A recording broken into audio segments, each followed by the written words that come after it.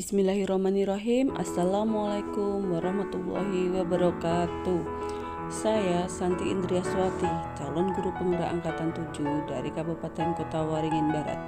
Saya mengajar di SD Negeri 1 Batu Belaman. Kali ini saya ingin menyampaikan hasil diseminasi modul 1.4 budaya positif. Tujuan diadakan kegiatan ini adalah agar saya dapat menyampaikan sedikit ilmu yang saya dapatkan dari pendidikan guru penggerak. Selain itu, ini merupakan salah satu tugas aksi nyata saya modul 1.4. Sehingga apa yang saya pelajari dapat saya sampaikan kepada rekan-rekan di sekolah saya, sehingga dapat terbentuknya keyakinan kelas, tumbuhnya motivasi internal pada diri murid, tumbuhnya nilai-nilai kebajikan pada diri murid. Kemudian guru mampu menerapkan posisi manajer dan menggunakan segitiga restitusi dalam memecahkan masalah. Kemudian murid mampu menemukan solusi dari masalah yang dihadapinya, sehingga murid memiliki karakter yang kuat, terutama karakter profil pelajar Pancasila. Waalaikumsalam warahmatullahi wabarakatuh. Yang terhormat Ibu Kepala SDN 1 Batu Belaman, yang kami hormati Bapak Ibu Dewan Guru SDN 1 Batu Belaman. Alhamdulillah pada kesempatan hari ini kita dapat berkumpul di kelas 5 SDN 1 Batu Belaman untuk mengikuti diseminasi modul 4 budaya positif yang akan disampaikan oleh Ibu Santi Indriaswati SPD untuk memenuhi tugas calon guru penggerak angkatan 7 Kabupaten Kota Waringin Barat. Pada kesempatan hari ini, acara yang akan kita laksanakan yang pertama adalah pembukaan, yang kedua sambutan dari Ibu Kepala Sekolah SDN 1 Batu Belaman, kemudian dilanjutkan acara intinya yaitu mensosialisasikan budaya positif guna memenuhi tugas calon guru penggerak angkatan 7.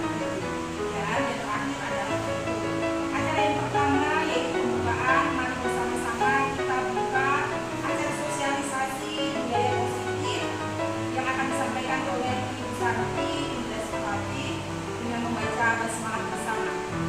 Bismillahirrahmanirrahim. Semoga sosialisasi budaya positif yang akan disampaikan oleh Ibu Santi Indriaswati pada kesempatan hari ini dapat berjalan lancar. Amin. Baik, Bapak Ibu guru sekalian, acara selanjutnya yaitu sambutan dari Ibu Kepala Sekolah SDN 1 Batu Belaman kepada Ibu Kasira SPDSD. Kami persilakan. Warahmatullahi wabarakatuh. Alhamdulillah bersyukur kita panjatkan kehadiran Allah Subhanahu wa taala atas limpahan rahmatnya sehingga kita pada hari ini bisa berkumpul di SDN 1 Batu Belaman, dan jangan lupa pula sholawat serta salam bisa kepada semoga kita yang masih pada ini diberikan limpahan rahmatnya serta taufik serta hidayahnya kepada kita semua. Amin. Pertama-tama terima kasih atas kehadiran Bapak karena pada hari ini kita akan mendengarkan paparan calon guru penggerak angkatan 7 Kabupaten Waringin Barat, yaitu budaya positif yang akan disampaikan oleh Ibu Santi Indriaswati SPD. Semoga apa yang beliau sampaikan bisa diterapkan di sekolah kita, dan mudah-mudahan kepada Ibu Santi tetap semangat melanjutkan tugas calon guru penggerak angkatan 7. Semoga berhasil mencapai saja yang perlu Ibu sampaikan. Atas kehadiran Bapak Ibu semua, saya ucapkan terima kasih. Assalamualaikum warahmatullahi wabarakatuh. Waalaikumsalam warahmatullahi wabarakatuh.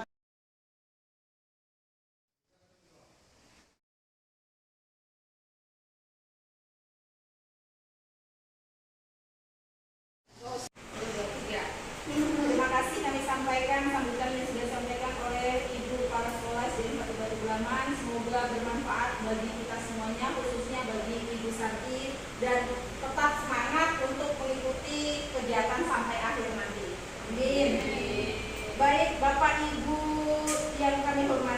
acara selanjutnya, yaitu acara inti sosialisasi budaya positif yang akan disampaikan oleh Ibu Santi Indraswati SPD guna memenuhi tugas calon guru penggerak angkatan 7. Sebelumnya, kami sebagai pembawa acara kita tutup dengan membaca hamdalah bersama. Alhamdulillahirabbil alamin. Bapak Ibu sekalian, mohon disaksikan dengan untuk diperhatikan dengan baik-baik agar nantinya budaya positif ini mampu kita terapkan di sekolah kita semuanya. Baik, Bapak Ibu, silakan. Kami persilakan pada Ibu Santi Indraswati SPD.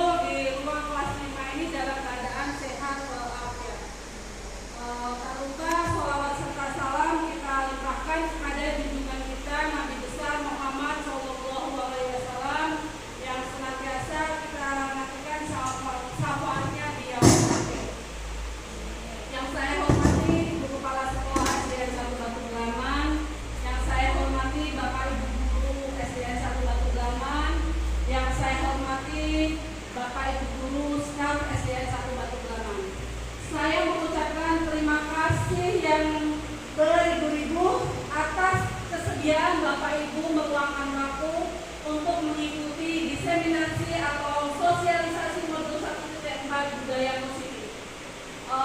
Hari ini saya melakukan sosialisasi ini guna memenuhi tugas saya, yaitu aksi nyata modul 1.4. Selain itu, saya ingin menyampaikan sedikit ilmu yang saya dapatkan saat saya mengikuti pendidikan guru penggerak angkatan 7 dari Kabupaten Kepulauan.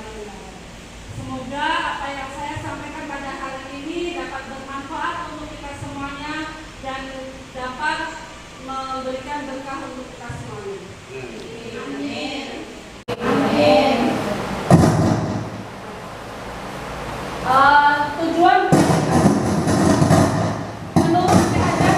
menurut Ki Hajar Dewantara adalah menuntun segala kodrat yang ada pada anak agar mereka dapat mencapai keselamatan dan kebahagiaan yang setinggi-tingginya, baik sebagai manusia maupun sebagai anggota masyarakat.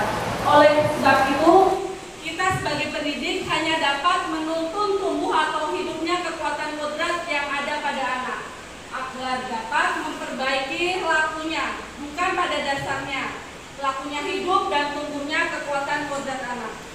Jadi, menurut Bapak Ibu, menuntun itu seperti apa? Mendampingi juga ya.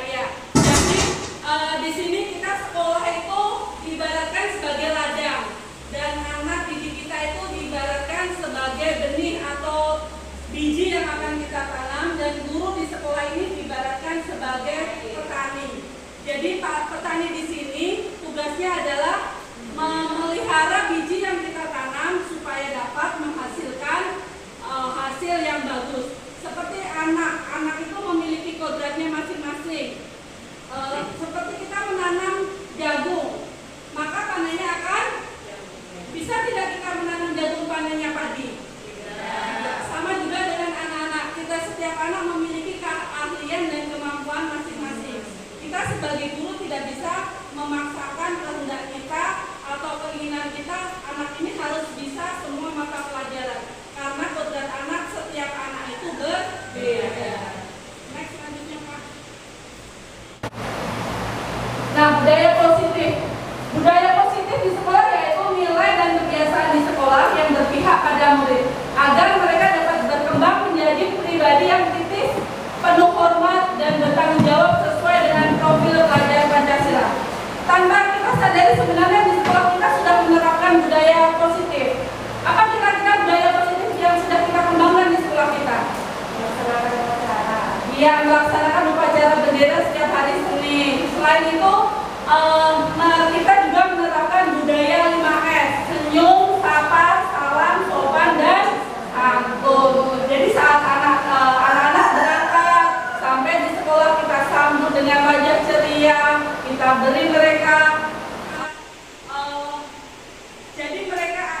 anak-anak yang berangkat ke sekolah itu dalam keadaan senang, tidak merasa tertekan sampai bisa sekolah.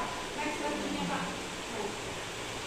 Konsep utama budaya positif itu ada 7, yaitu yang pertama yaitu perubahan paradigma belajar, yang kedua yaitu disiplin positif, kemudian kebutuhan dasar manusia, motivasi perilaku manusia, kemudian restitusi atau posisi kontrol guru, dan keyakinan kelas dan segitiga restitusi. Selanjutnya, nah, perubahan paradigma belajar.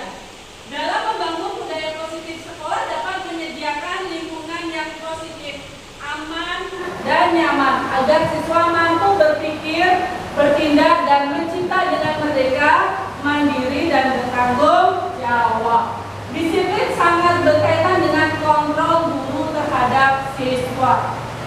Selanjutnya Pak, tolong Pak. Nah, perubahan paradigma. Bisa Bu Yuyun tolong bacakan Bu Yuyun. Dari situ aja nggak apa-apa.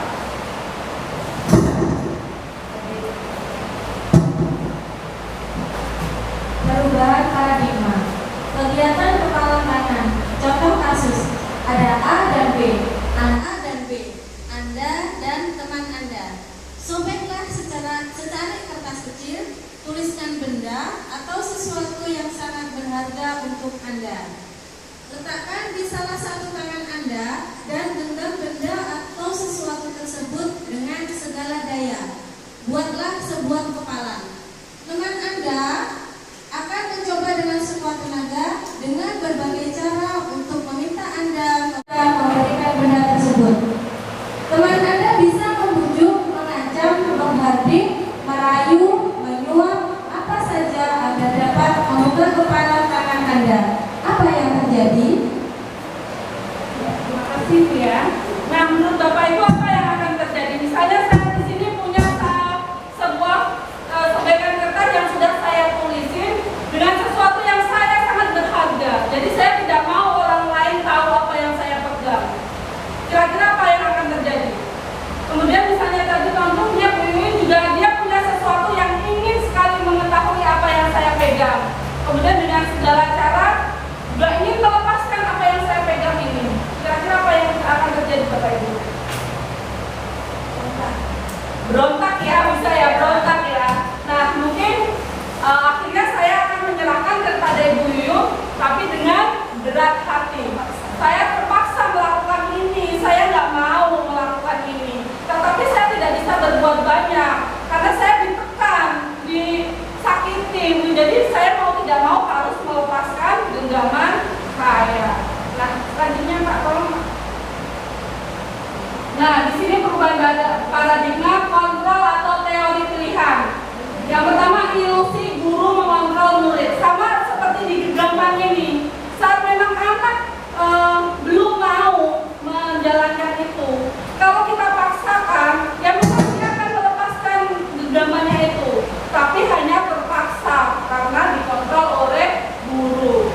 Yang kedua, ilusi bahwa kritik dan membuat orang merasa bersalah dapat menguatkan karakter. Nah, jadi kan seperti tadi, seperti disakiti gitu, jadi merasa kuat kan karena bisa melepaskan genggamannya. Kemudian ilusi bahwa semua penguatan positif efektif dan bermanfaat. Tanpa kita sadari, setelah anak itu bisa, nah akhirnya kan saya paksa, ternyata dia bisa gitu kan. Kemudian ilusi bahwa orang dewasa memiliki hak untuk memerintah. Tanpa kita sadari, kadang kita sebagai orang dewasa, saya sendiri terhadap anak saya, kadang memaksakan kehendak anak saya. Misalnya anak saya nggak mau makan sayur, tetapi saya memaksa mereka untuk, ayo dimakan, ini penting untuk kesehatanmu, untuk ini bla bla bla. Tapi mereka akhirnya mau memakannya, tapi dengan terpaksa. Selanjutnya Pak, tolong. Nah, di sini disiplin positif itu teori kontrol. Di sini semuanya bermuara ke keyakinan kelas.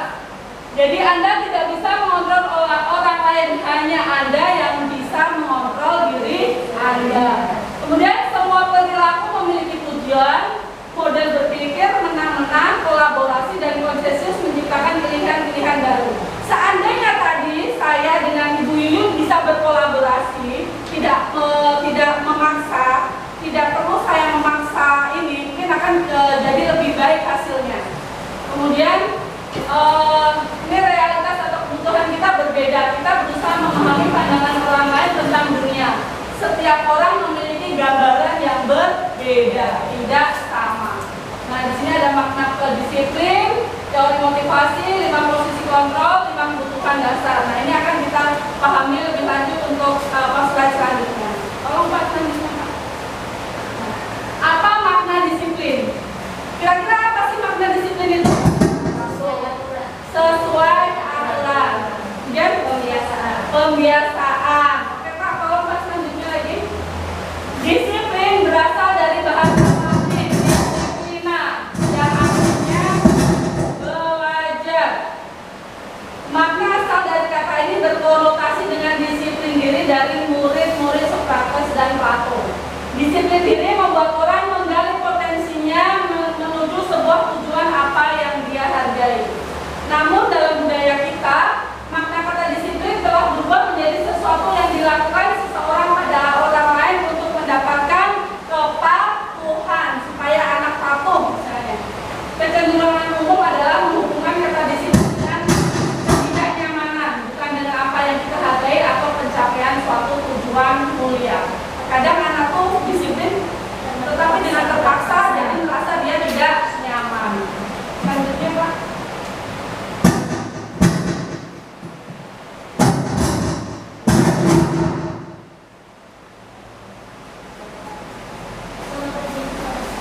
Kebajikan adalah sifat-sifat positif manusia yang merupakan tujuan mulia yang ingin dicapai setiap individu. Nilai tersebut bersifat universal dan lintas bahasa, suku bangsa maupun agama maupun latar belakang. Nah, kalau kita bisa dilihat di sini, semua nilai kebajikan itu bermuara kepada profil pelajar Pancasila yang beriman bertakwa kepada Tuhan Yang Maha Esa, berakhlak mulia, mandiri, bernalar kritis, berkebinekaan global, gotong royong, dan kreatif. Mari teman-teman kita Bapak Ibu, mari Bapak Ibu semuanya kita nyanyi profil pelajar Pancasila. Bu Puspa kalau maju ke depan. Ayo, kita ikuti gerakannya ya. Pelajar Pancasila beriman dan bertakwa pada Tuhan Yang Esa dan berakhlak mulia, berkebinekaan global, gotong royong mandiri, kreatif dan bernalar kritis.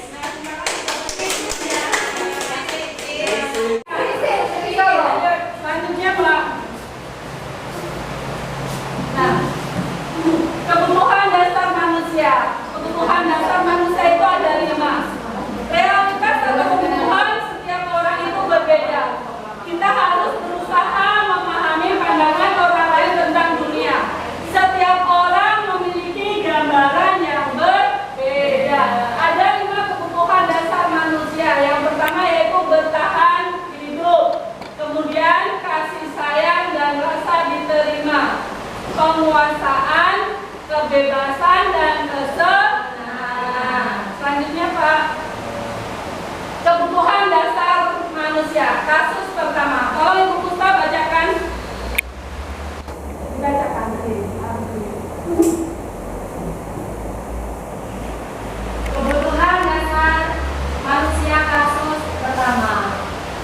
Bu Ambar, guru wali kelas 2A di SD Pelita Hati, sedang bingung menghadapi ulang salah satu murid di kelasnya, Doni. Beberapa anak di kelas 2A telah datang padanya dan mengeluhkan Doni yang seringkali meminta bekal makan siang mereka dengan paksa. Jika Anda menghadapi situasi seperti Ibu Ambar, apa yang akan Anda lakukan? Menurut Anda, kira-kira apa alasan Doni melakukan hal itu? Terima kasih Ibu Puspa sudah membacakan kasus pertama. Menurut Bapak Ibu, kira-kira apa alasan Doni melakukan itu? Mungkin banyak alasannya ya, kenapa Doni melakukan itu. Jadi kita bisa menanyakan dulu, apa alasan Mas Doni mengambil paksa makan temannya. Next Pak. Satu, kebutuhan bertahan hidup. Kebutuhan bertahan hidup atau survival adalah kebutuhan yang bersifat fisiologis untuk bertahan hidup, misalnya kesehatan, rumah, dan makanan. Kebutuhan biologis sebagai bagian dari proses reproduksi termasuk kebutuhan untuk tetap bertahan hidup. Komponen fisiologis pada kebutuhan ini meliputi kebutuhan akan perasaan aman. Dalam kasus Doni di atas, apabila jawaban Doni ketika ditanya oleh Bu Ambar adalah karena ia lapar dan orang tuanya tidak membawakannya bekal makan siang, maka kebutuhan dasar yang sedang berusaha dipenuhi oleh Doni adalah kebutuhan untuk bertahan hidup atau survival. Selanjutnya Pak. Nah, yang kedua yaitu kebutuhan akan kasih sayang dan rasa diberi. Kebutuhan ini dan tiga kebutuhan berikutnya adalah kebutuhan psikologis. Kebutuhan untuk disayangi dan diterima meliputi kebutuhan akan hubungan dan koneksi sosial, kebutuhan untuk memberi dan menerima kasih sayang, dan kebutuhan untuk merasa menjadi bagian dari suatu kelompok. Dalam kasus di atas, apabila Doni menjawab bahwa alasannya mengambil bekal temannya karena dia merasa senang temannya jadi memperhatikan dia. Jadi dia kalau dia mengambil makanan temannya senang, merasa terganggu dengan dia. Ketika temannya melaporkan tindakannya itu pada gurunya dan gurunya memberitahu orang tuanya sehingga orang tuanya jadi memperhatikan dia. Maka kebutuhan dasar yang sedang dipenuhi Doni adalah kebutuhan akan kasih sayang dan diterima. Jadi dia hanya ingin mendapatkan perhatian, makanya dia mengambil makanan temannya. Selanjutnya Pak. Penguasaan atau kebutuhan pengakuan atas kemampuan. Nah, kebutuhan ini berhubungan dengan kekuatan untuk mencapai sesuatu, menjadi kompeten, menjadi terampil, diakui atas prestasi dan keterampilan kita, didengarkan dan memiliki rasa harga diri. Kebutuhan ini meliputi keinginan untuk dianggap berharga, bisa membuat perbedaan, bisa membuat pencapaian, kompeten, diakui, dihormati. Ini meliputi self-esteem dari keinginan untuk meninggalkan pengaruh. Jadi dia ingin mendapatkan pengaruh dari temannya. Dalam kasus di atas, apabila jawaban Doni adalah dia merasa hebat karena temannya jadi takut dengan dia dan menuruti keinginannya, maka sebetulnya Doni sedang berusaha memenuhi kebutuhan dasarnya akan kekuasaan. Jadi dia merasa berkuasa. Ini temannya tuh tahu kalau dia tuh memiliki kekuasaan atau memiliki pengaruh gitu ya. Nah, jadi selanjutnya Pak, kalau Pak. Yang keempat adalah kebebasan. Kebutuhan akan pilihan. Kadang kita bukan untuk pilihan, nggak hanya itu saja gitu ya. Kebutuhan untuk bebas adalah kebutuhan akan kemandirian, otonomi, memiliki pilihan dan mampu mengendalikan arah hidup seseorang. Anak-anak dengan kebutuhan kebebasan yang tinggi menginginkan pilihan, nggak mau itu saja. Jadi dia ingin pilihan yang lain. Mereka perlu banyak bergerak, suka mencoba-coba, tidak terlalu terpengaruh orang lain dan senang mencoba hal baru dan menarik. Bila jawaban Doni dalam kasus di atas adalah bahwa dia merasa bosan dengan bekal makanan yang dibawakan ibunya dari rumah. Kemudian karena ibunya selalu membawakan bekal yang sama, oleh karena itu dia ingin mencoba makan makanan teman-temannya yang beraneka ragam. Maka Doni sedang berusaha memenuhi kebutuhannya akan kebebasan. Dia bosan makanya itu terus, makanya dia ingin rasakan bekal dari temannya. Selanjutnya Pak.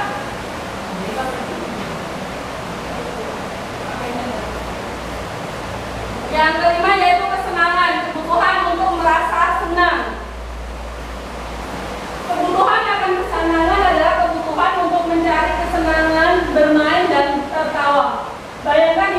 kalian tanpa kenikmatan apapun betapa menyedihkan. Jadi kita setiap orang pasti butuh kesenangan ya, dan kesenangan setiap orang itu berbeda, tidak sama.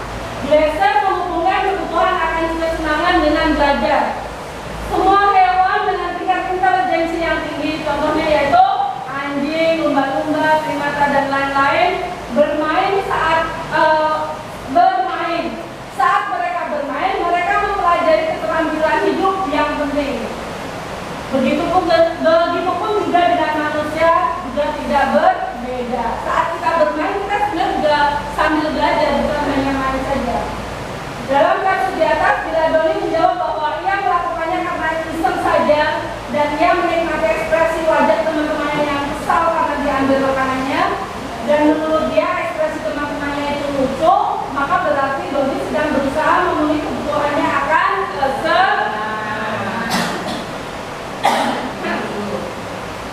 Selanjutnya yaitu motivasi perilaku manusia. Setiap apa yang kita lakukan pasti memiliki motivasi, dan motivasi itu dibagi menjadi dua, yaitu eksternal dan internal. Eksternal itu motivasi dari luar, sedangkan internal itu motivasi dari dalam.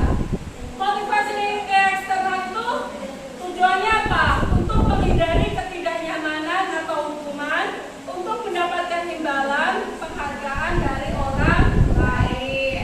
Sedangkan kalau motivasi internal untuk menjadi orang yang mereka inginkan dan menghargai diri sendiri dengan nilai-nilai yang mereka percaya.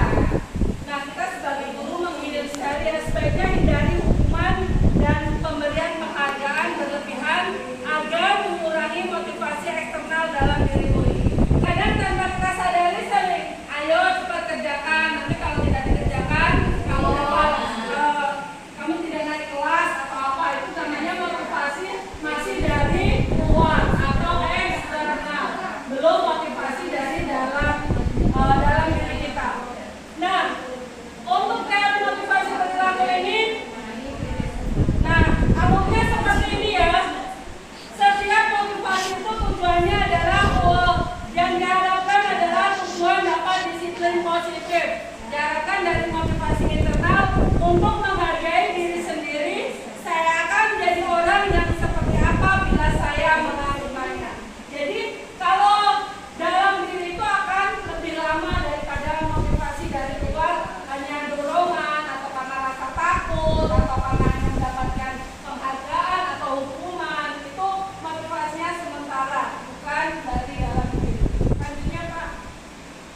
Nah, merdeka menurut Ki Hajar Dewantara yaitu merdeka artinya tidak hanya terlepas dari perintah, tetapi mampu untuk memerintah diri sendiri.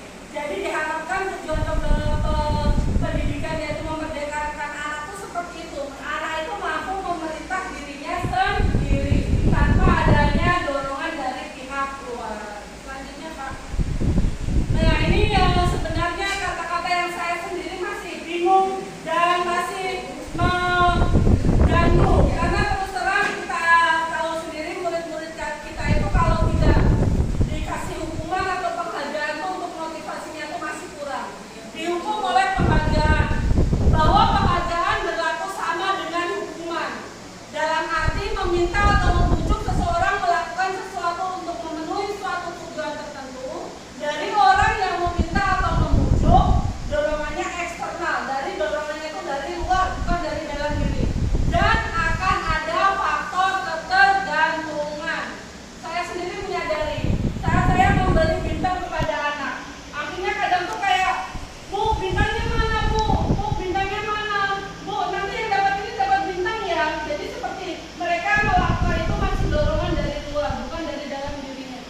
Nah, pengaruh itu beberapa dampaknya pemberian penghargaan itu yaitu pengaruh jangka panjang dan jangka pendek. Penghargaan menghukum, penghargaan mengurangi ketepatan, penghargaan itu tidak efektif, penghargaan merusak hubungan, penghargaan menurunkan kualitas, penghargaan mematikan kreativitas, dan penghargaan mengurangi motivasi intrinsik. Kenapa dikatakan penghargaan mematikan kreativitas? Misalnya ada dua anak, yang satu sudah dipuji, wah gambar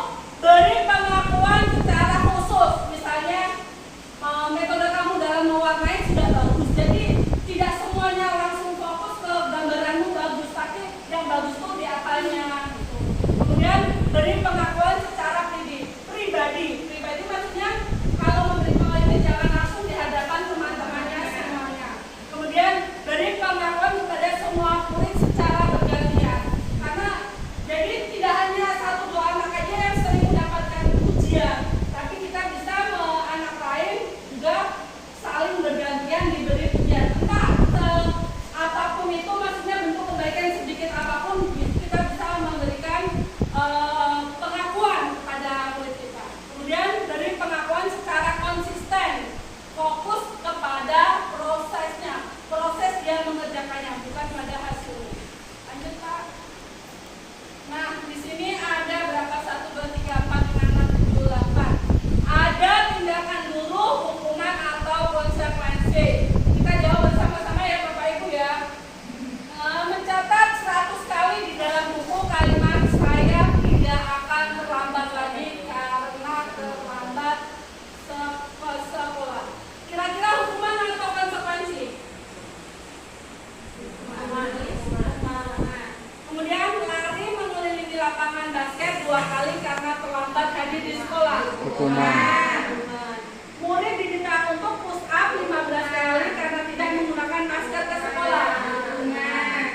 Menggantikan kertas tugas teman yang telah dicoret-coret.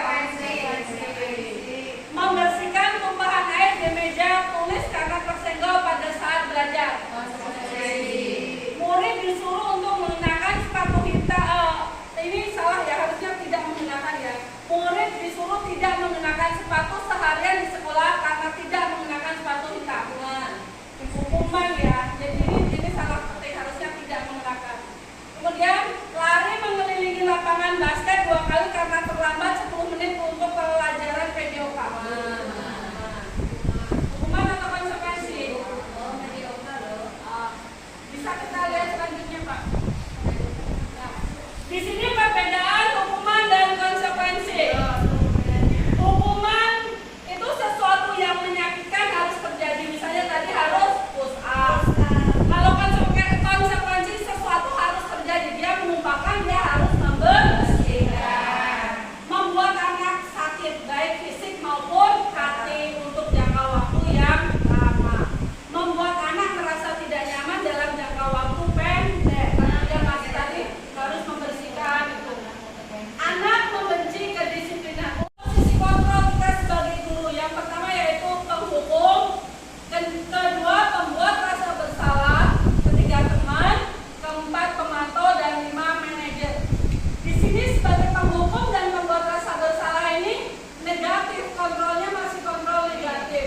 Sedangkan untuk teman, pemantau, manajer itu positif. Selanjutnya Pak.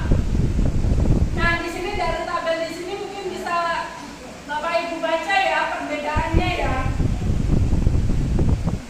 Untuk yang negatif tadi kontrol dari luar, identitas gagal, menghindari hukuman yaitu penghukum, posisi kontrol sebagai penghukum dan pembuat rasa bersalah. Identitas berhasil sukses tetapi masih kontrol dari luar, jadi masih belum dari dalam diri mereka, masih kontrol dari luar, mengharapkan imbalan atau ketergantungan pada orang lain, yaitu posisi kontrol guru sebagai peran ataupun pemantau. Nah di sini menghargai diri sendiri. Nah di posisi guru sebagai manajer ini supaya anak dapat menghargai dirinya sendiri. Di sini motivasinya guru berbuat. Kalau sebagai posisi kontrol sebagai penghukum itu biasanya seorang guru itu menghadik, menunjuk-nunjuk apa kamu ini, tiap hari berangkat telat terus, terlambat terus. Jadi menunjukkan wajah yang tidak menyenangkan, menghadik, menunjuk-nunjuk, menyakiti, menyindir.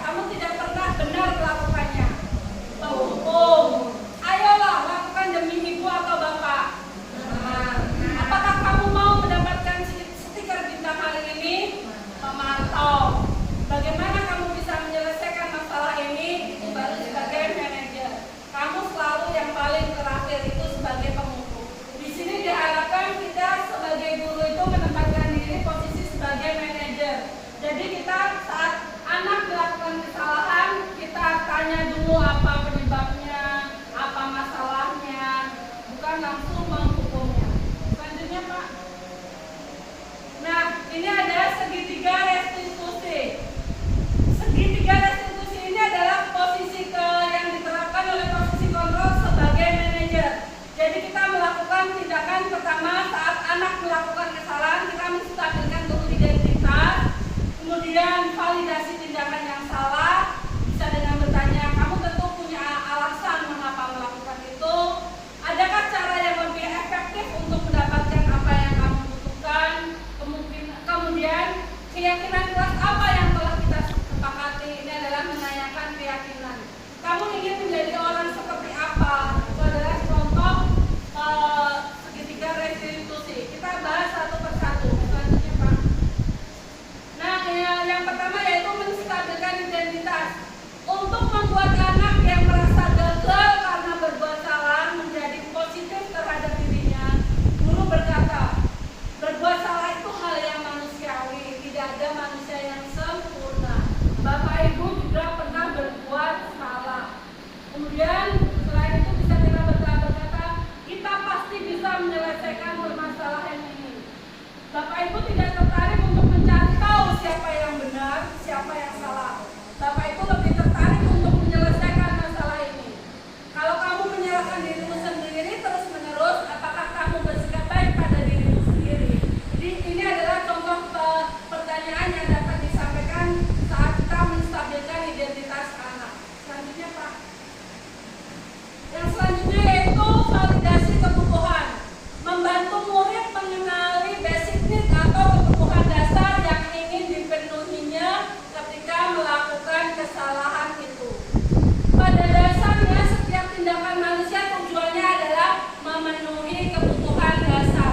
Apakah itu penguasaan, kebebasan, kasih sayang, dan rasa diterima, kesenangan, ataupun bertahan hidup. Contoh pertanyaan yang bisa ditanyakan oleh guru yaitu, kamu bisa saja kan melakukan hal yang lebih selanjutnya Pak.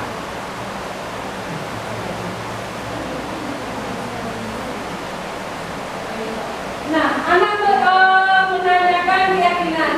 Anak melihat kesalahannya dihubungkan dengan norma sosial dan nilai-nilai yang mendasari interaksi antar manusia dengan orang lain. Guru berkata, apa nilai yang kita percaya di kelas kita? Misalnya saat anak terlambat sekolah, berarti sudah keyakinan kelas apa yang dilanggar? Tidak bertanggung jawab. Nilai-nilai universal apa yang telah kita sepakati? Kelas yang ideal itu seperti apa sih? Kamu ingin jadi anak seperti apa? Kemudian apa yang kamu rasakan ketika kamu melakukan itu? Kamu menjadi orang yang seperti apa? Jadi kita untuk menanyakan keyakinan itu kita kembalikan ke nilai-nilai universal tadi seperti yang profil pelajar Pancasila yang ada 5 tadi, apa yang sudah dilanggar, apa yang sudah dilanggar dengan yang disepakati. Lanjut Pak. Nah, ini adalah contoh penerapan segitiga restitusi yang telah saya lakukan. Bapak Ibu nanti bisa melihatnya di link YouTube yang ada yang saya tampilkan ini. Nanti kita bisa belajar bersama bagaimana kita bisa menerapkan itu kepada anak sehingga kita dapat menciptakan budaya positif di sekolah. Nah, kesimpulan yang yang saya bisa sampaikan hari ini adalah ketika anak berbuat salah, tugas guru adalah mengajari mereka untuk menyelesaikan masalah mereka dan berusaha mengembalikan ke kelompoknya dengan karakter yang lebih kuat. Jadi saat anak berbuat salah, bukan kita malah menjatuhkan lagi, tapi bisa mengembalikan anak supaya bisa kembali bersama dengan temannya tanpa dibully temannya, tanpa dimusuhi temannya, tapi bisa mengembalikan anak dengan percaya diri kepada kelompoknya.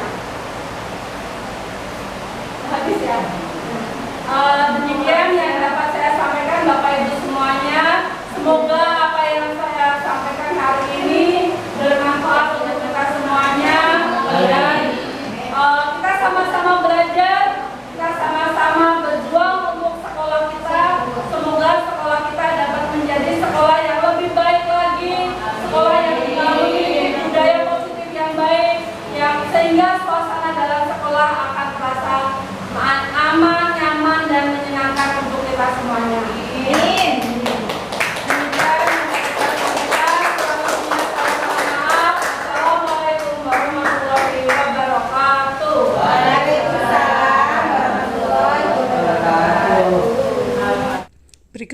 keyakinan kelas dan kesepakatan kelas 5 yang sudah kami buat bersama-sama dengan murid kelas 5.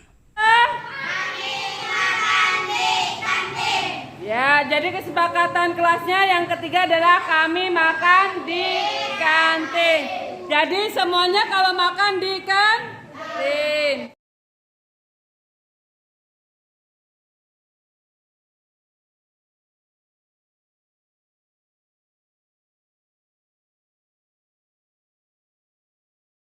Demikian yang dapat saya sampaikan.